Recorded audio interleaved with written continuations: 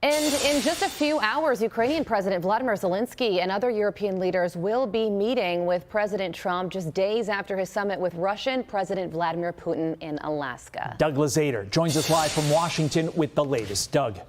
Todd and Carly, good morning. This is going to be a pretty crowded scene at the White House for this meeting today. Ukrainian President Volodymyr Zelensky is under enormous pressure, and he is not coming alone. He'll be joined by 7 other European leaders, hoping to make a unified stance in trying to hammer out a peace deal on the best terms possible for Ukraine. President Trump, meantime, already making it clear that Zelensky must be willing to make concessions. He posted this on Truth Social last night. President Zelensky of Ukraine can end the war with Russia almost immediately if he wants to, or he can continue to fight. Remember how it started.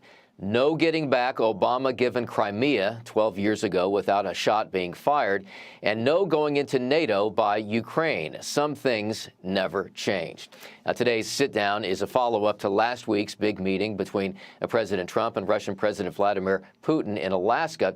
Trump didn't get a ceasefire deal, but he says he's pushing for a larger peace deal while also pushing Russia to accept security guarantees for Ukraine. We moved the Russians significantly past where we thought they were going to end up. Now, I had 6 separate sessions with President Putin before this, and I thought that we had some measure of success, but this was epic, what we achieved. I think that we are a whole lot closer to eliminating death on the battlefield in Ukraine and Russia. Now, still, Zelensky is already pushing back against ceding land to Russia, saying Ukraine's constitution makes it impossible. Todd and Carly. Yeah, and that's one of the many reasons why this is so complicated. Doug Lazater live for us in Washington. Doug, thank you. Thank you. Let's bring in national security and military analyst Rebecca Grant. Rebecca, thank you so much for joining us. You know, Steve Witkoff said yesterday on several of the Sunday shows that Russian President Vladimir Putin in Alaska agreed that the United States and Europe can offer NATO Article 5 style protection, security guarantees to Ukraine, which is an attack on one, is an attack on all. He said that this is the first time he's ever heard Russia agree to this and called it a game changer. This will be the topic of conversation at the White House today. So what does this mean for the United States and our troops in the future? This means that we are much closer to ending the war in Ukraine. An Article 5 guarantee, that is the mutual self-defense guarantee. It's only been used one time when the European nations supported us on 9/11. So what we see here is the closest possible security ties short of NATO membership. And this really means that Ukraine will have powerful deterrence against a potential future attack from Russia. Implications for the U.S. will continue to stand with our European partners in NATO, and we'll carry that out through multiple domains: air, space, cyber, and all of that. It's going to look pretty similar to our current European force laydown, but including that mutual guarantee for Ukraine, if that's what's offered. Dr. Grant, Axios is reporting Putin's peace terms. They are as follows. Ukraine cedes control of Donetsk and Luhansk, that, of course, being the Donbass region, freezing the front lines in Kherson and Zaporizhia, and the U.S. recognizes Russia's sovereignty over captured land. And the president appears in at least some posts and some indications from his administration to be okay with ultimately what Putin wants to do there. But are you concerned, as Zelensky has said, that giving Donbass to Russia basically gives Putin a closer staging area for a future invasion?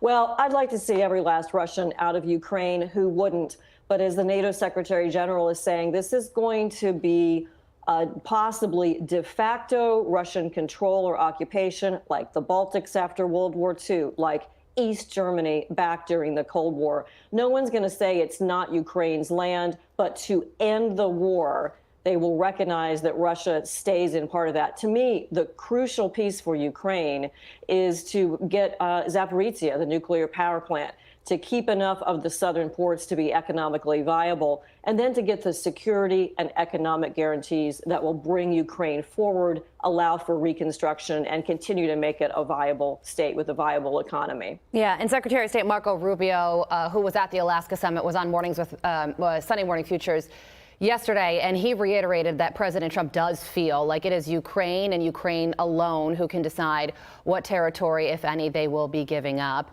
Here is also something that Secretary of State Marco Rubio said yesterday. Listen to this. But here's what I can tell you for certain.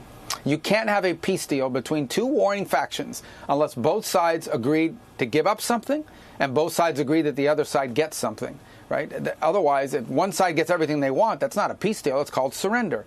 So what do you think it will ultimately be?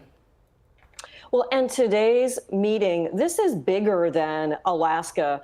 This is the European leaders and Zelensky with an excellent package for Ukraine going forward. And I think that Zelensky, as President Trump said, probably should take this deal. They are coming to Washington to show that this is the best possible deal, everything included, whatever the details may be. And I think it will be a very positive step for Ukraine coming out of the White House today. Quickly, before we let you go, there's been talk of a trilateral meeting as soon as Friday, this Friday, like 5 days away, between Putin, Zelensky, and Trump. Do you see that happening that soon?